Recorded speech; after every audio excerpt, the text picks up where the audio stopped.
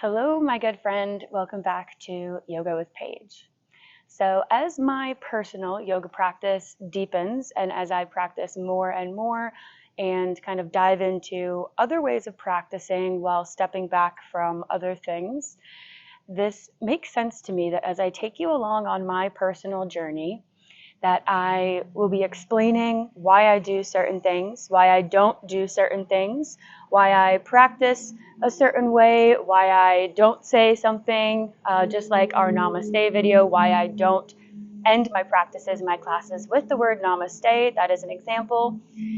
I think this is part of this whole evolution, this whole Yoga with Paige transformation together, where we can be really, really open about this community, these like-minded individuals where we can all come together and explore these topics together. So on today's video, we are discussing some of the reasons why I have moved away from my physical asana practice, because that is where I began kind of this journey with you. It was every day a new physical flow or stretch or what have you.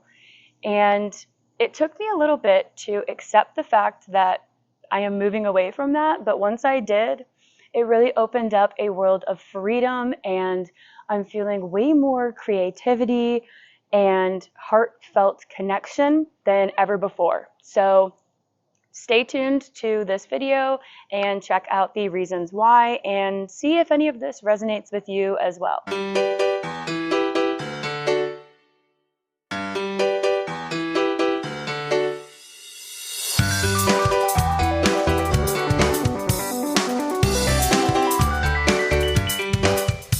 So now we head into the few reasons why. I think probably about 4.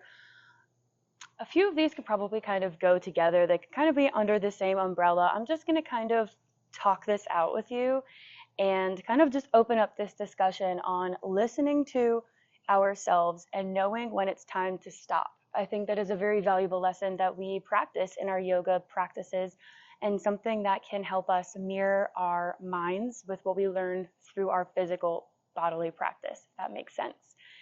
It has helped me learn to know when to stop.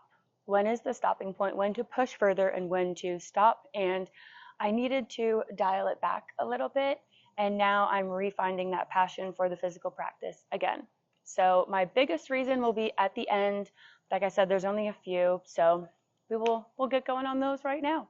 So the first reason that I kind of stopped my physical practice as much was that my body felt overworked. So like I said, if you've been here from the beginning, thank you. But if you have been here from the beginning, you know that I started entering these daily yoga practices slowly and smallly. They were coffee with Paige. So it was a 5-minute, like say we did one stretch or two or something like that. Maybe we just kind of talked for half of the time. I kind of started to try to transition myself to be posting daily with those. And then they got increasingly longer. I got increasingly more comfortable on camera. And those got me into a flow of posting a yoga flow every single day. So as my stamina increased with the yoga flows, my flows got harder, more challenging. They became 20 minutes, 30 minutes, maybe even 45 minutes. I was still going to the gym at least 3 times-ish a week. Sometimes I get it up to 5, sometimes it's more 2 or 3. But I was still going to the gym. I still work on my feet at my night job. I'm a server and a bartender. So I do that nights and weekends. So I was constantly still moving a lot. And the addition to all of those yoga flows, it was a lot of strain on my body. I felt physically tired. Some days I did not have the energy to really just want to move. Like I just wanted to sit there. And the last thing I wanted to do was move my body. And I know that sometimes that's how it is. I do understand that. And I think that's why it took me so long to realize that it was okay that I didn't want to be doing so many physical practices of yoga, because I was kind of fighting with myself that I was like, oh, well, not wanting to move my body is the first step in stepping on the mat. You know, I say that sometimes it's literally the hardest part is getting on your mat. But that is where my truth came out, I guess. I really started diving deeper within and trying to connect to myself and listen to what my body was telling me. And once I was on the mat and moving around, sure, it did feel good. It felt, it always feels good to move and, open up. But I still wasn't feeling that spark, that passion that sometimes I get when I'm just kind of being a little lazy. And once I get on my mat, I'm like, wow, here it is. Like, let's go for an hour practice. It just wasn't there. That desire, that craving to move was not really there. And then I kind of went on this whole spiral of like, well, this is what my whole Yoga with Paige channel is about. If I don't want to move every day, I don't want to be making videos for you that aren't 100% filled with passion. I didn't want to be getting on the mat, making these classes for you and not being fully present, because as a yoga teacher, I believe that you need to really try to leave your crap at the door when you step on the mat. Have a few moments to yourself to kind of wind down, calm yourself down before you can hold that space for others. And I felt that I was not being my most authentic self most of the times that we would practice together, and I didn't like that feeling. So I was kind of trying to find that line between listening to myself and still showing up for you and putting forth what I had said was that, a new class every day. And I wanted to keep that up, but I didn't know how to transition this into something else. And it took me a while. You might have noticed there were a few days where I just missed and I didn't post a video at all. Those were probably the days that I was spiraling and freaking out the most, not knowing what to do. But after this brainstorming period, after talking about it with a few really, really close people, I don't like to spread my business too much. After talking with a few people, allowing myself to kind of brainstorm and just accept that that's where I was at, that was the first big part. And then I figured out that it's not all about, it's not all about the one limb of yoga. Yoga is not just about physical movement. That's one limb. We have 7 more. So once I kind of unlocked that part in my brain that was stuck, I realized that there are so many more practices and topics that we can explore and find new ways to open up with each other about through meditation, through chats like these, through exploring other limbs, through looking at yogic philosophy. We can talk more about anatomy. We can learn so much more about yoga, because yoga is not just on the mat. It really is a way of life. And once I kind of wrapped my brain around that fact that no, I don't need to have a yoga flow every single day. Sure, I'm still going to try to get a few up every week and not just make it a whole talking channel. I don't know how much you like my talking, but that really helped me. So I just needed to accept the fact that I didn't really want to move every day. My body felt tired and I needed to let it rest. So I needed to, I just needed to physically let it rest. And sometimes it'd be like that. Sometimes it is like that. You can't keep going at a certain pace for years and years and years. Sometimes it's nice to take a break and step back from your routine. I'm going to have an example right now with the gym. Like I said, I try to go 3 to 5 times a week. I usually keep that up on my end, but there are some times where I don't go for 2 weeks. It's like I need a little break from my routine. My body needs a little break to recover. Recovery 2 weeks, recovery period. And then, wow, I'm getting excited. And then when I get back to the gym, it feels like a whole new experience because I took that necessary time off. I allowed my body to maybe go on a bike ride instead or do other things and then come back to your routine. You can always step away from it for a little bit and then revisit it later. So I needed to let my body kind of rest a little in between all of those things, and that is what I've been doing. And now it feels so much better because I think that was a part, honestly, of why I got a hamstring injury my first year on this channel. I've never really had an injury like that. And I think I was pushing myself too much and I wasn't combating my stretching with strength training, which is why stay tuned for another segment that we're going to have here in a few weeks. We're going to add way more strength in. We're going to learn more about the muscles and how to strengthen them so that we can help to try to prevent future injuries to our muscles. But I think that was why I had an injury the first year that I was on here, because I was overworking my body and I wasn't giving it the necessary combat of training and rest and things like that. So my body needed a little bit of a recovery time. And at the same time, I was also falling down into a little trap of drinking a little bit too many times throughout the week. So if you saw my other video, I kind of mentioned it on that video, the life hack. We got rid of the bar. We've been way slowed down on the drinking, and it feels better.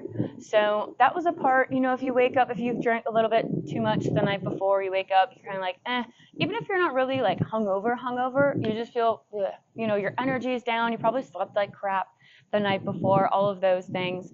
So that was kind of a part of it. And then sometimes as well, I was maybe doing other activities where I could have been researching, planning, getting creative, trying out new other things. I was kind of not spending my time in the way that I should. So that took a little bit of realization as well. And that did take away from my practice, because if you watched my advice to new yoga teachers, one of the most important things, and it sounds so silly, I know I said this as well, but one of the most important things is to make sure that you are keeping up with your own personal home practice if you are teaching. And my practice, my personal asana practice, started to slip away as I was trying to keep up with work, relationships, going to the gym, sharing these classes with you. My own home personal practice kind of faded a little bit away into the background. And that was an indicator that I knew I needed to dial something back. Something was off if I couldn't juggle it all at the same time. And I found myself sometimes, instead of really wanting and craving to get on my mat and move, I was like, oh, well, this was a long, hard day. I'll just have a drink instead, or I'll go, meet up with these friends that invited me out instead of saying no like I normally would. So that was a little phase that kind of mashed in there as well. And all of these reasons are kind of they all kind of worked together to make my home practice kind of suffer, my physical asana practice, my motivation for practicing physically. They all kind of blended together to create this weird little phase. So don't think it's just one of these reasons at a time. They're not sequential either. And then interspersed with these other two reasons, just some personal life problems were going on at a certain point, and it just made me kind of lose, not my luster for life. I still am super glad I'm here, but it did just kind of put a damper or make everything kind of just seem like way more effort and way more energy, and I just didn't really want to practice. And I knew that that was okay, because life comes in phases, things happen, life happens to all of us at certain points, and it makes some of us fall off our routines, or maybe it changes our interests, our hobbies for a little bit of time, and that's perfectly normal, totally okay. I've witnessed this in myself so many times. It is unbelievable. I'm actually proud of myself when I can stick with a hobby for a long time. I tend to switch it up a lot. Thanks, Mom. She put me in so many activities when I was young. Blame it on that. No, I'm just kidding. But life just happened. Life got in the way a little bit, and it made me fall off my routine of getting on my mat and practicing. And it switched up kind of my whole routine for a little bit, and then it was a little bit hard for me to get back into it. Sometimes it takes a lot of effort and motivation to get back to where you were before. So that was another reason. But honestly, my biggest reason that I stopped was probably a culmination of all of these things, but I truly lost some of my passion for it. My passion for bodily movement, which stunk. It is one of the things that I really, really enjoy, and that brings me a lot of natural endorphins, is moving. And it really hurt me, honestly. It hurt me to lose that little bit of passion. It wasn't a full, if I had 100% passion before, I didn't lose it all the way. I maybe only lost it to about a 70%, but that's still a C. So I wasn't 100% there and passionate about it. And that is really, I was trying to listen to myself and listen to these little cues that something was off. Maybe it was timing. I'm not honestly really sure what it is exactly right now. I just know that I tune into my emotions a lot. And if I felt like I didn't want to really practice for a long stretch at a time, it wasn't just a few days. It wasn't even just a few weeks. It was honestly a few months that I was kind of battling this inner battle. And I was like, do I not? What is going on? What am I feeling? I don't know.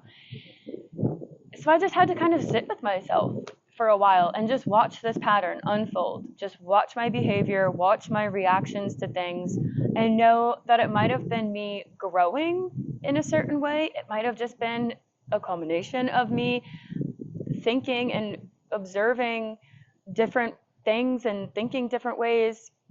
That doesn't even really make sense, but I didn't know. I guess my point is I didn't know why I lost it, but the point was that I lost it. And I really want to listen to myself, even if my little cues or my reasons for why I feel the way I do or don't feel the way I do, even if it doesn't make sense logically to me or I don't have a reason why, I still want to really listen to myself because I think that is super important.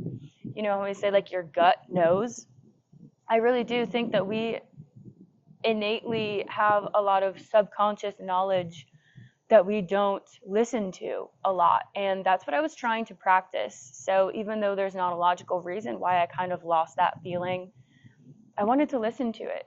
So I really dialed it back. If you've been following me for a little bit, you probably have seen this change in my channel. And that's also another reason why I wanted to make this video today, is to let you know kind of why that's been happening, in case you were curious, why I've been kind of changing it and making different sorts of videos, you know, other than I just want to have fun a little bit and kind of throw up some other stuff and get us talking, get us sharing these different moments and experiences together. But that was also another reason why I've stepped back from the daily flows and made some other videos in between. So I hope this clears up any questions that you may have had about that. And I really do believe that this is the way that the channel will be going for a while. It will be still some nice yoga flows and practices like that together, interspersed with chats like this, with other fun things that I have culminating in my mind here that we're brainstorming about here on Yoga with Paige. So thank you for tuning in. Please leave any thoughts, any experiences that you've had below. I just hope that if you've been kind of feeling this way with anything, not even just with yoga, with anything in your life, know that a lot of these things are temporary. Even if it feels like it's been forever since you've wanted to do that thing or since you've actually done it, that it's okay. You can always come back to these things. They're always there for you, especially your yoga practice. It's just waiting for you to pick it back up.